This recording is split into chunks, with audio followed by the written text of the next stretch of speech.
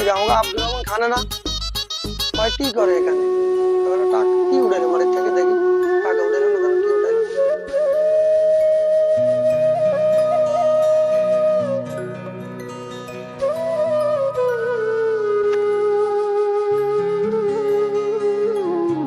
কি করে আব্দুর রহমান কেমন আছো? ভালো আছেন জি? ভালো আছেন? হ্যাঁ আছি ভালো। তোমরা দেখলাম কি যেন উঠাইলা মাটির থেকে কি নিলা? টাকা পাইছি জি। ও কত টাকা পাইছো দেখি? 600 টাকা পাইছি জি। ওরে আল্লাহ 600 টাকা। জি। এই কার টাকা এটা তুমি টাকা জানো কার টাকা? জি না। জানো না? তো এই কার টাকা জানো না তো তুমি কার টাকা উঠাইছো? মাটিতে পাইছি এর উঠাইছি জি। মাটির পয়সা উঠাইছো। জি।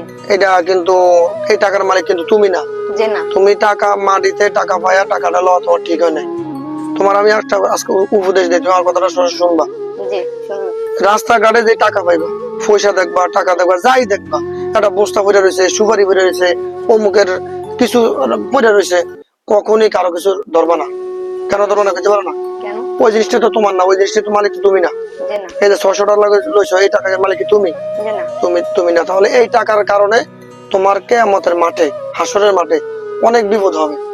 যেমন ধরো যার টাকা তুমি ওর কাছে ঋণী তুমি ওনারে এই টাকা পরিশোধ করতে হবে তাহলে তো তুমি ওই সময় টাকা পাইবা না। জি না। তুমি দুনিয়াতে যত আমল ইবাদত করো সব কিন্তু কিয়ামতের মাঠে তুমি ওকে দিয়ে দিতে হবে। অন কিভাবে দেওয়া যায়?